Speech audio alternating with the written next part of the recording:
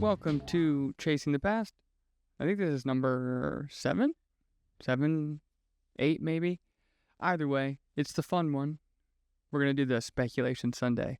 I have to do an opening because I saw Joe Rogan with Eric Weinstein, and they open with something relating to the Speculation Sunday. But it sounds like he was visited in his sleep by something foreign, alien, spiritual, whatever you want to call it. And, I get Eric's point of view. He's an evolutionary biologist. So it's going to be very material, very evolutionary based. But also, the fact that Joe Rogan is saying it out loud on his show and then explaining how it's more real than real and then has descriptions for the beings in a corridor, right? It has a lot of this weird, esoteric, revelatory dream state, like phenomena related to it. And, I had to open with that.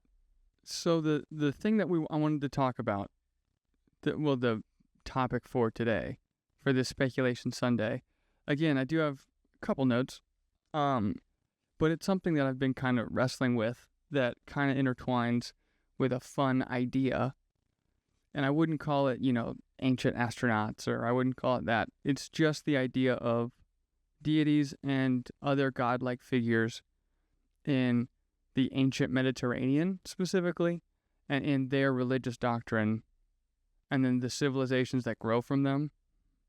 How did they view these deities? How did they see them in their life? How did they interact with them, and vice versa? And, I think in a modern world, we get an idea, and then we just say, oh, it was like this, because it's too far away, right? I think I said this previously. The difference between mythology and religion is just the distance from the source, right? Like it's like current monotheistic practices and creedal religions is modern, right? Ish, So it's closer to understand, and like, oh, that's religion. Hinduism is still popular, right? That's just something I was like throwing around. But if you go to like Egypt or Sumerian or even early Greek, pantheon, they just seem like mythology. But to them, it wouldn't be mythology. It'd be their book. It'd be the game plan. It'd be the way that you navigate the world, the way that you make sense of the world. It plays into it the same way that religion does. And let's see. So I decided, I'll pull it up here.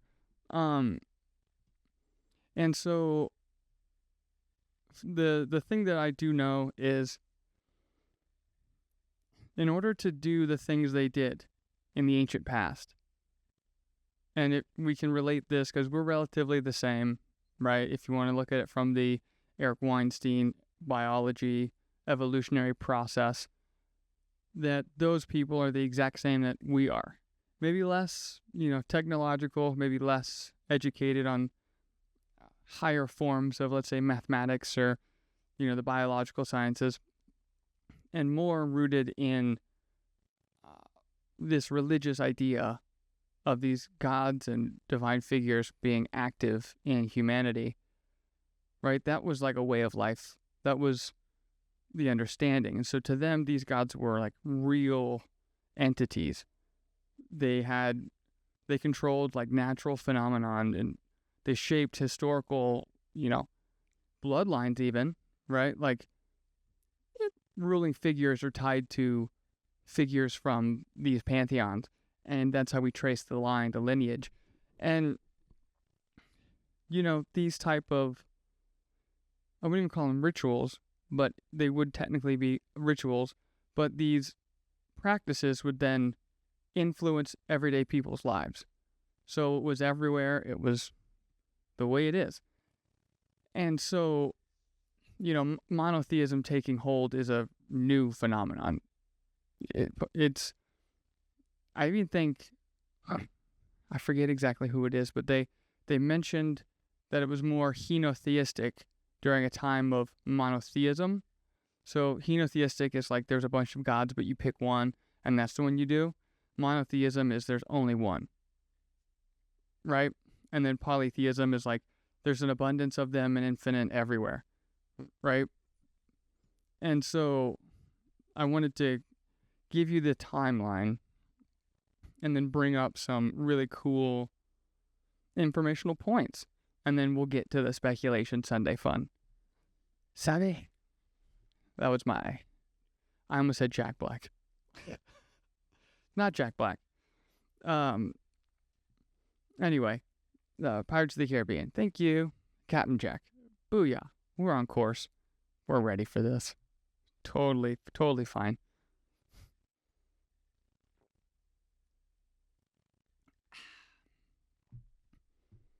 So, the first beginning is really simple. We all know the early Sumerian, Akkadian, Babylonian, Egyptian, Canaanite, the pantheons, right?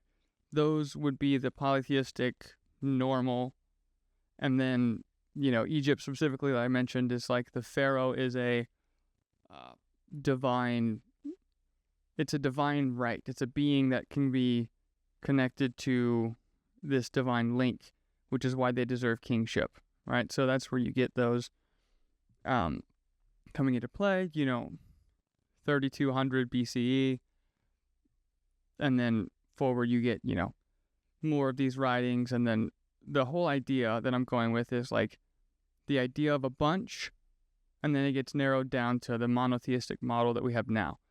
And so then, of course, you have the classic, the antiquity of like Greeks and Romans and all of their works, the epic poetry, the writings filled with divine interaction. Like I'm in my history class, we're going over the Iliad, the Odyssey. Now we've made it to the Roman Empire period. And so as I'm reading these in the Iliad, specifically, I've read the Odyssey a little bit, but we had to read the Iliad. And as I'm reading it, there's a lot of divine encounters that I can see why they're not in like a movie.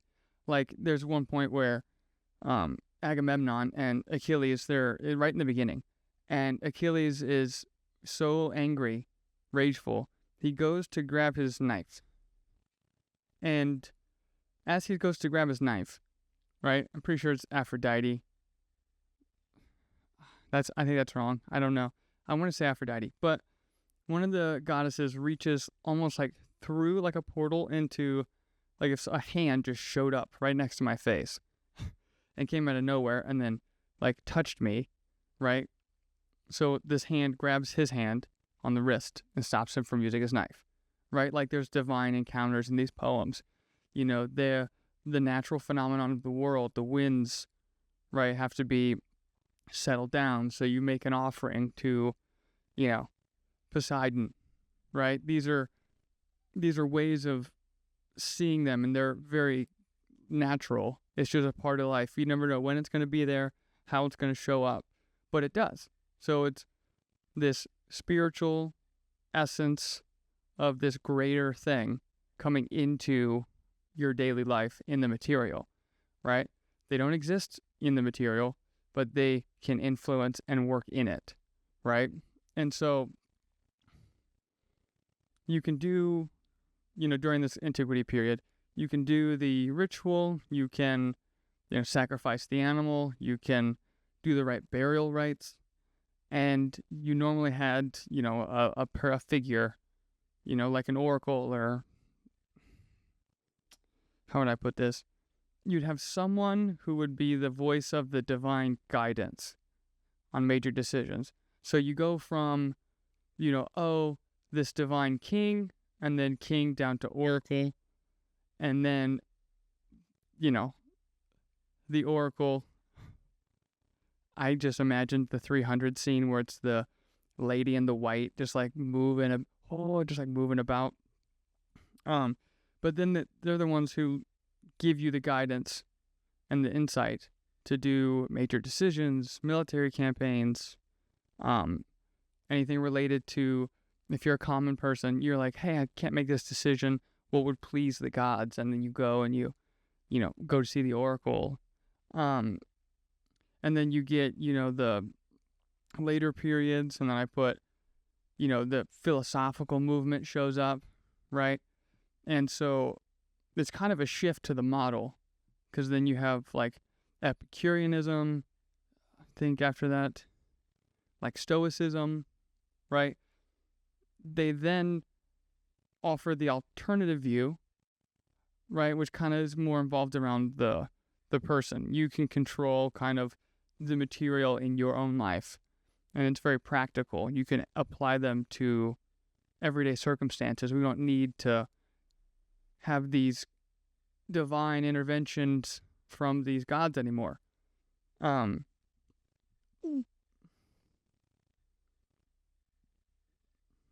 so it's almost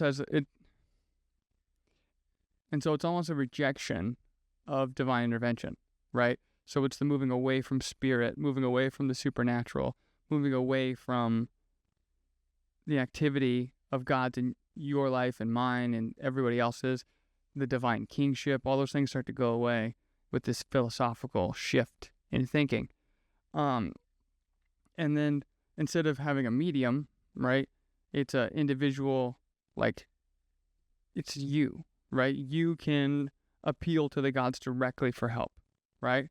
So it goes from divine kings down to the individual, the oracle, right? Then it goes, we don't need to go through people anymore. We can. An individual mode of appealing directly to these gods that can interact, but it's a personal basis. And then of course you get the monotheistic cultures, right? Instead of a pantheon, right? It's the individualism that comes from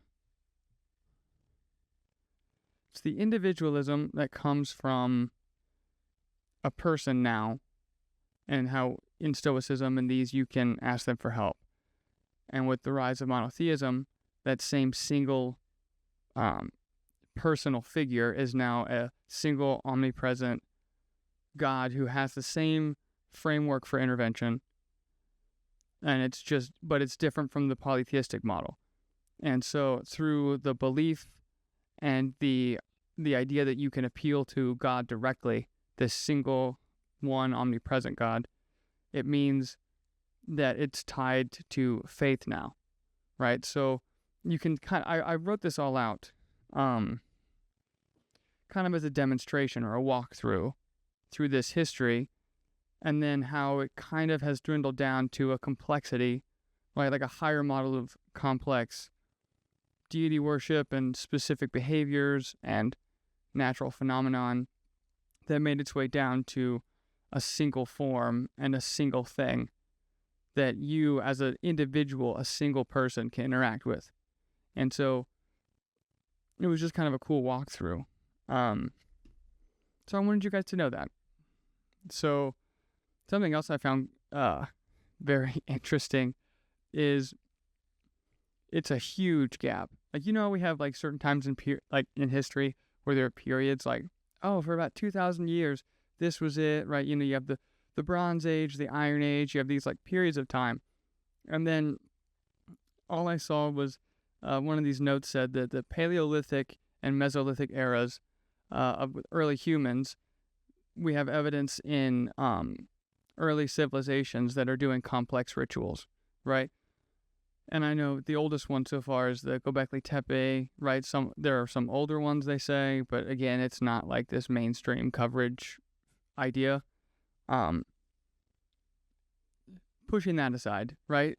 I was like, how long is the Paleolithic? So I had to Google it, and it goes, it lasted about 2.6 million years ago to around 12,000 years ago. And I'm going, these other chunks are tiny. They're tiny little chunks. And this one is like just, 2.5 million years probably. And you're like, what? You're like, that's a long period of time to then go, yeah, we have an assortment of stuff. And so it was just funny to me because I go, that's huge. But everything we talked through in the run through is about 3rd millennium BCE, right? The Egyptian, Mesopotamian, the development of sophisticated religious systems now comes into play, right? So that's where you get the cool deities, the temples, the myths. You get the story creations, so like the flood and the creation stories from Mesopotamia, and then this new wave of monotheism, right, which is usually in that Semitic speaking individuals, the Semitic people, about 1st millennium BCE, around there.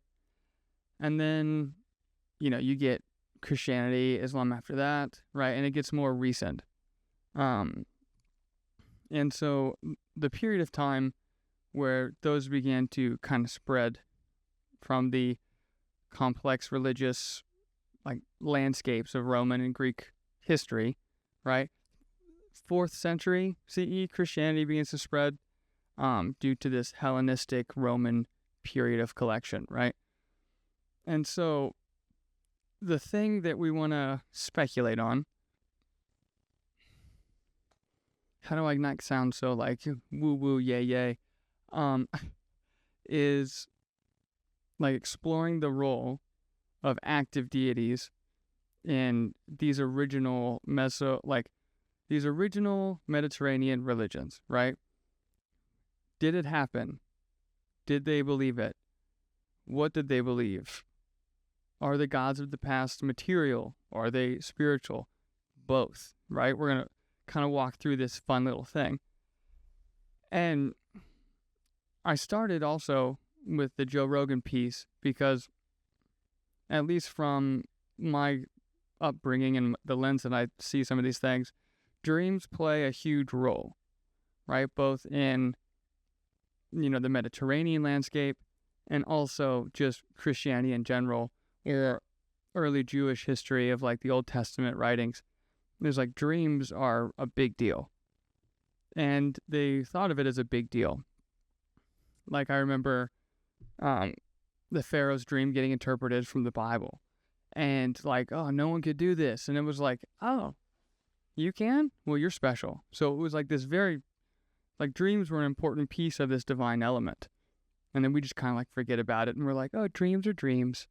But to them, it was like being open to receiving this divine gift of knowledge or this divine insight.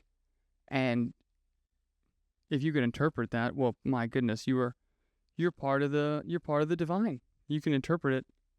The overarching thing with temples, myths, stories, like the stories, fascinating.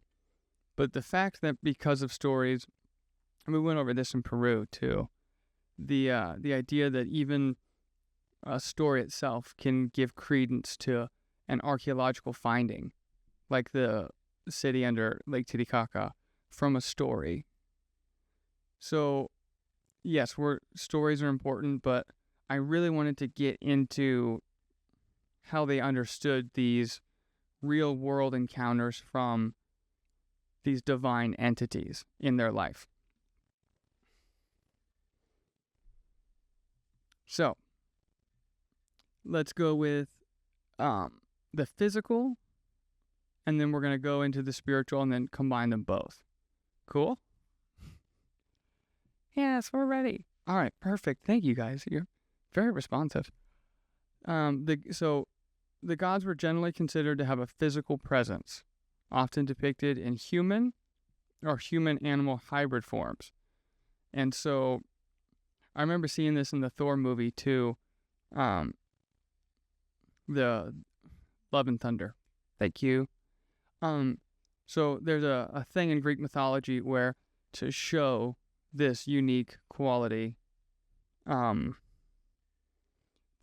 they would have a physical body, right? So the gods were materially physical if they wanted to be, but then also to depict the supernatural, instead of blood, they had like gold. Like if you in Thor, right, in the beginning of the movie, he uses the I forget what it's called exactly. The necro sword. Thank you. And when he does that, he slices this god's throat, and you see the gold coming out, right? Like blood, right? And I'm like, what is that called? And so the golden substance, it looks like it's called ichor, Ichor, ichor. So it was this golden substance out of blood that showed their supernatural piece, their side of that. And again, because the form is whatever form they pick, because they're supernatural, they can shapeshift in most of these myths. So it was not always a fixed thing. And so usually it was to attract or interact with like mortal beings. And so, whether it's in a disguise or someone you knew or an animal, right? Something familiar to the human experience. That way it's not like such a shock. And, that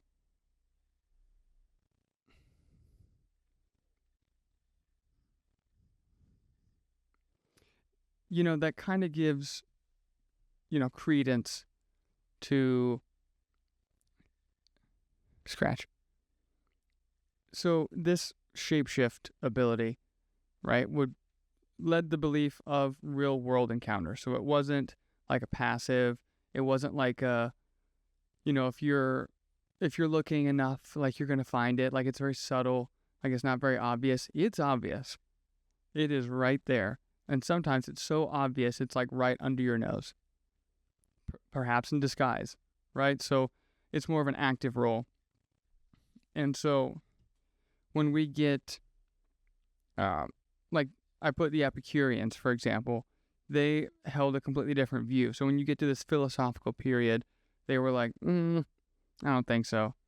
They're less material, more spiritual, right? They exist in a different realm, right? There's a deeper, when philosophical thought comes in, they're thinking on a completely different level than just plain materialism, right? Less about, military strategy and more about thinking, getting to know you, getting to know these deeper subjects. And so in order to interfere with human beings, they would have to, kind of like the imagery of the goddess coming in and grabbing, right? Just a hint, right?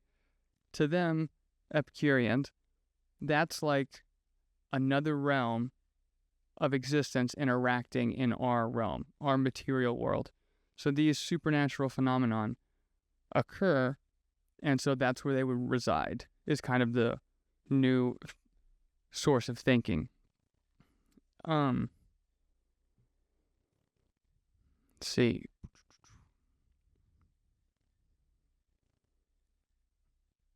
And so from this, you get, and again, if you're familiar with Egyptian, Sumerian, early, even Canaanite a little bit, Hittites, right? Some of this Semitic regions, these gods created us, right? No, it's wrong.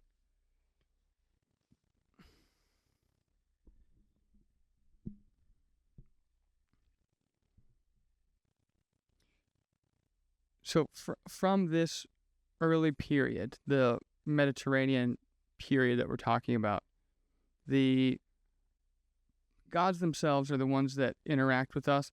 They're also the ones that, and because of the interaction, they made us. They're the piece. They're the divine thing that we can attach to. And so this meant they could interact, give us knowledge, develop writing, right? Give us laws, right? We can trace lineage back through divine intervention, right? Especially in like the Greek and Romans, and you get like these cities dedicated to a god, and then there's a demigod hero, and these are the suggestions, the the poetry, the stories of direct divine, like, creation origins that give credence to, it's not a myth, like this is like scripture to us.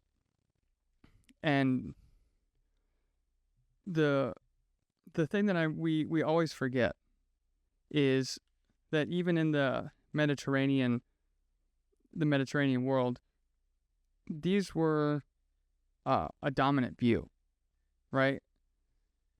I've noticed this a lot, where we kind of go through this modern Western world lens of, monotheism was always there.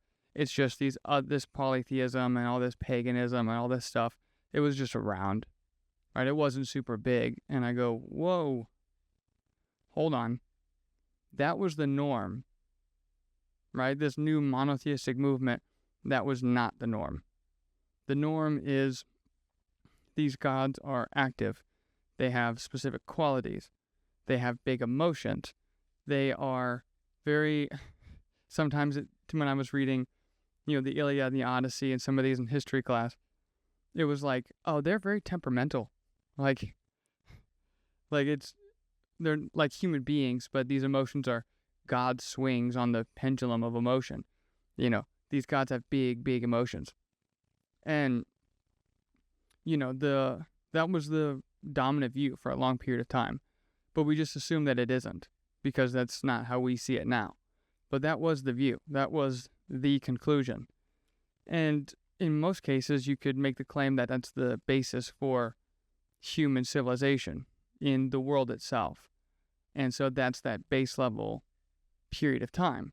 And so as I'm going through this, as I'm trying to get this speculation Sunday thing narrowed in, it just kept reminding me of, wow, these temples, these places, these rituals, these people, they believed it was so active that it had to be real, quote unquote, right?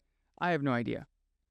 But in my curiosity, I decided to look it up, and I go, okay, in modern scholarship, in modern, societal standards, whether it's scholars or commentators or people that work with some of these, what's the parallel between these early religious practices and current modern UAP, UFO phenomenon, or these, like the Joe Rogan thing, would they have seen that as this divine interaction, this divine gift of being chosen to receive information?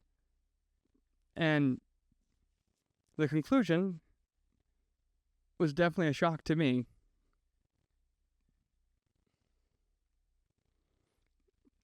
So when I typed this in, and I did it multiple times, I did it in different ways, it all came back the same, which was the ancient aliens is a fringe topic, but scholars and commentators, whether it's religious scholars and people who, investigate the phenomenon of the UFO or the UAP, right?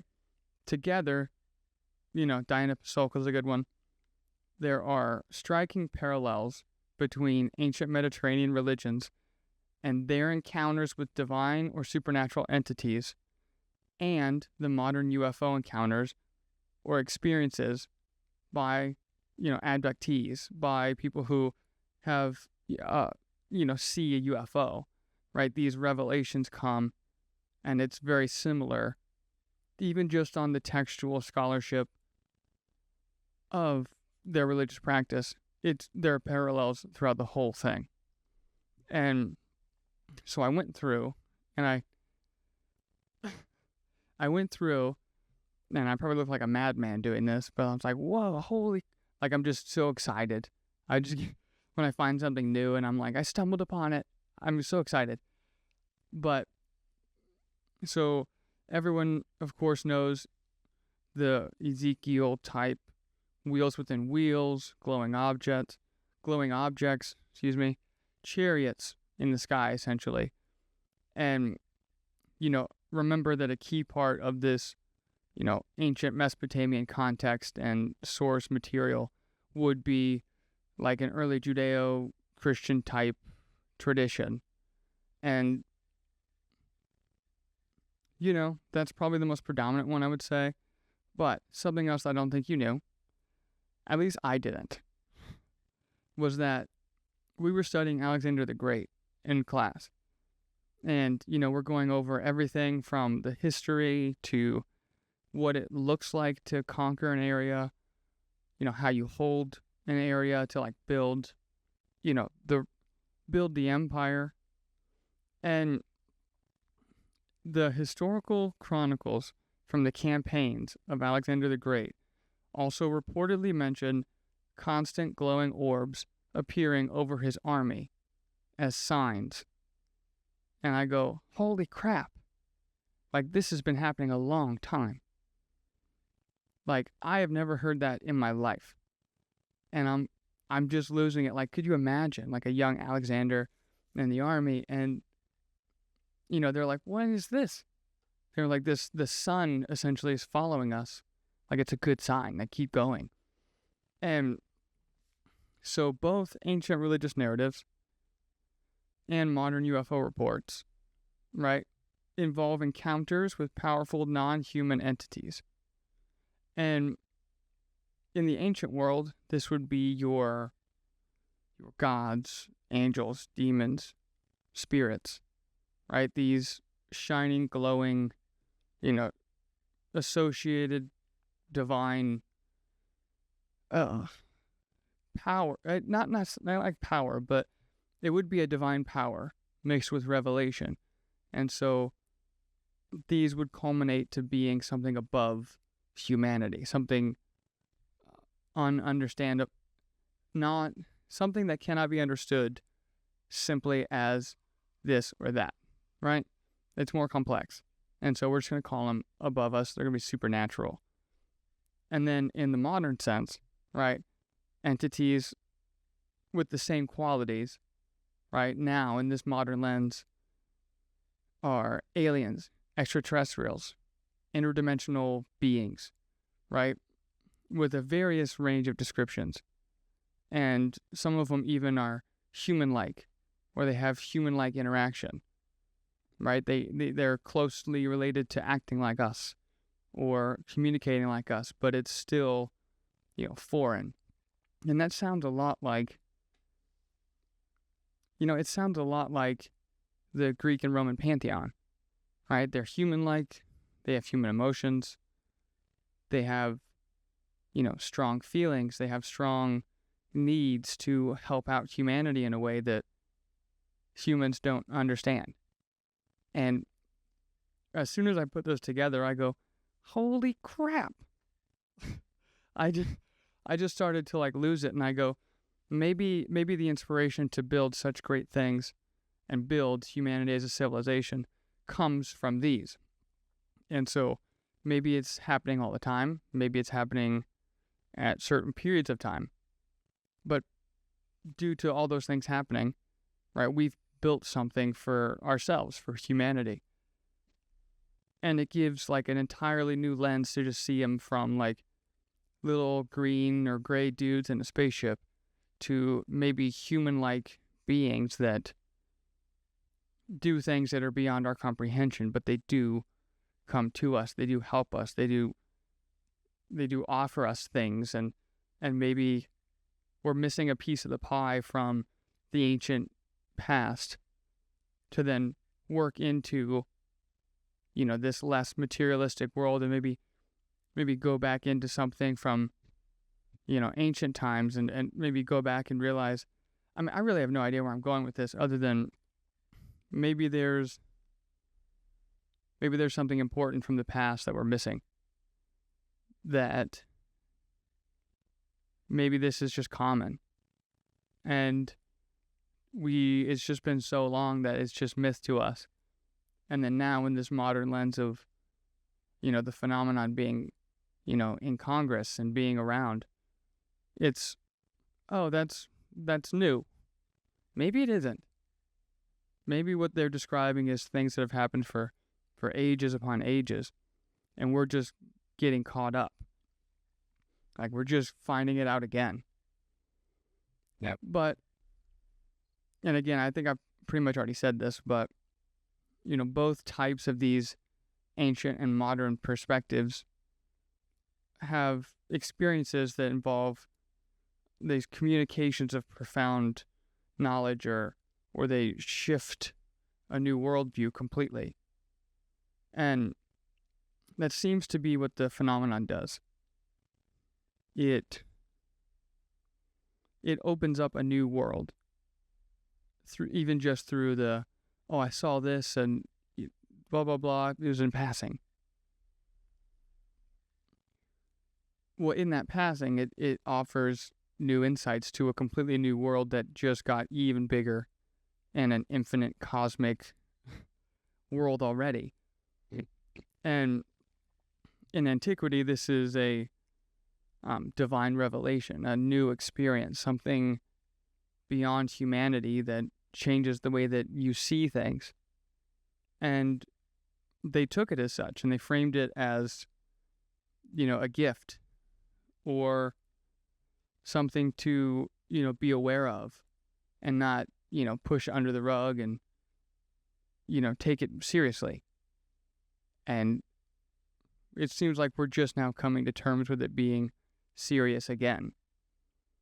And,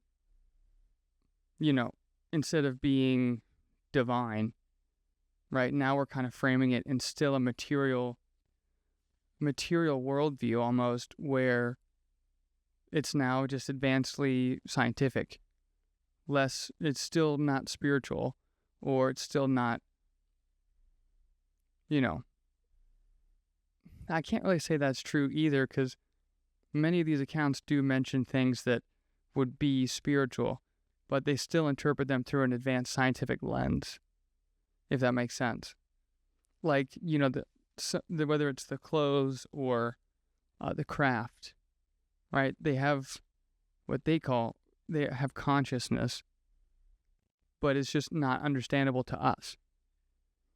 As if the material is encoded with spiritual information from something superior to us in terms of, dimensional or even civilizational. And I think that is just super cool. And maybe a new way to look at both of these together and take something from the past and something in the modern, and then put them together, and maybe we'll get an answer, or we'll have a better understanding. Or who knows, maybe we'll get more. Maybe we'll get more revelatory stuff that helps instead of destroys the thing that we're trying to craft here on this little rock floating in cosmic space. So from these things, right, there are also another tie-in, right? And again, this would be the altered states, the missing time that you get from alien abductees, right? Travis Walton I think it's 5 days that he's gone. And, I don't think he says it feels like 5 days. He says it feels very like a short period of time. But I highlighted that it says similarly, how can I say that word? Ancient accounts of religious or mystical experience often occur during altered states of consciousness, which some compare to modern abductee scenarios involving hypnosis or an experience with non-ordinary reality. So it's tying these altered states and this missing time together with something that wouldn't be all materialism, all material at all. It'd be something else deeper than that. And so from this, the cultural and the psychological differences is in the polytheistic, pre-scientific ancient world. The only thing you could call that would be God, spirit, divine, supernatural, like just something way beyond what we can comprehend.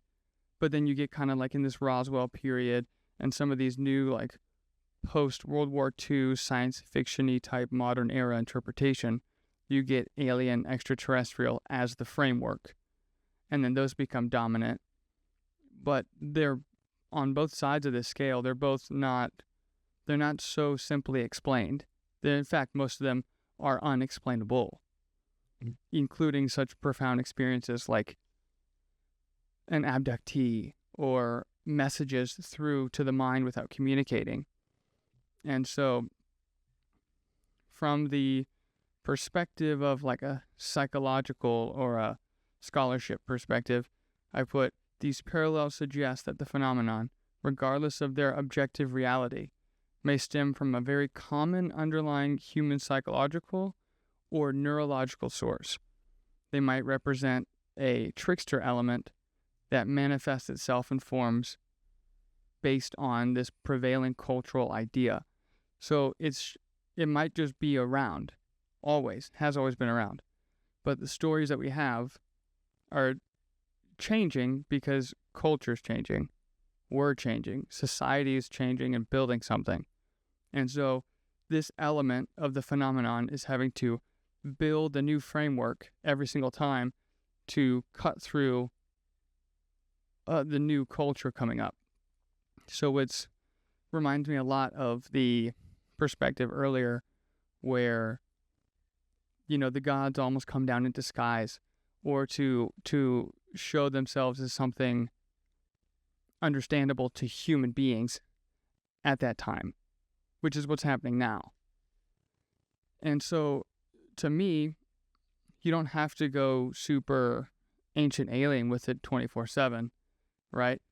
It could just be something that is prevalent in a material world that we just don't understand yet, whether it's dimensional realities or even, realities next to ours that we can't perceive, and it's difficult, at least on the other end, for them to come in to this realm, this world. And if they do, maybe it doesn't make sense.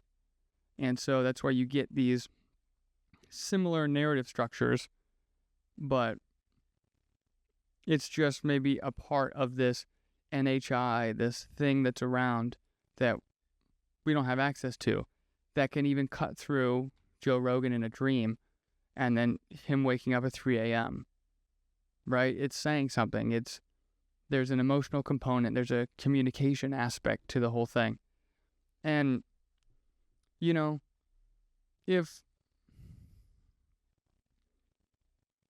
even if it is just human beings creating such, structures as, the pyramids, there are periods in my life where even the knowledge or information or a new insight changes the way I would even approach a problem. And so even if that's all it is, and we've just lost the method or the tech that they use to build it with human beings, it doesn't throw away the idea that didn't come from something communicating through dreams or communicating through a spiritual component to communicate such knowledge, which also gives me an insight into maybe some Gnostic thought, right? In order to escape this framework of a rigid idea structure, you need to have enough knowledge or experience with hidden knowledge to then step outside of it and really understand a deeper material and spiritual world combined together. And this is what makes these things so cool, because I just watch these things because I like to hear about. I've always been into this sci-fi, right? I've got a wall of Funko Pops. I love Star Wars, right? And so what I never thought is that they would tie together so smoothly that there was a scholarly and psychologically, or a psychological and scholarly consensus on parallelism with both.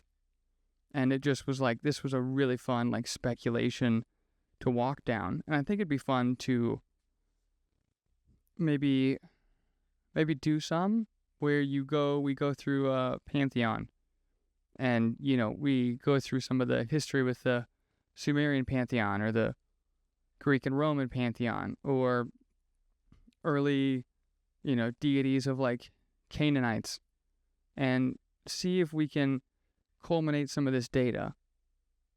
And then from that, no yes, no, right or wrong, just gather data. And in gathering that data, see if we can find some parallels as a group. I think that'd be fun.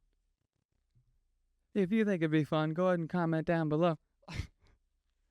But no, I think that would be really fun. So I think I'm gonna set those things up too.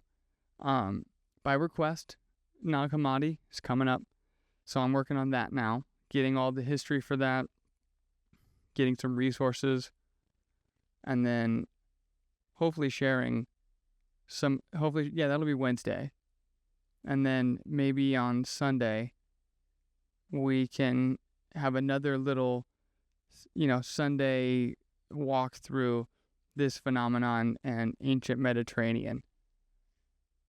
Excuse me, and through the ancient Mediterranean past. I think that would be fun. Yeah, we're gonna do it. It's already locked in my head. That sounds fun. Anyway, again, I appreciate you guys. Thank you for being here. Thank you for interacting. Thank you for sharing information with me. Because as I'm doing this and I'm learning new stuff, right, and I'm just sharing it, and then I'm equally grateful for you sharing it with me. So keep it up. I will add it to the pile of data. And there's some cool stuff that you guys have been talking about that I really want to get into.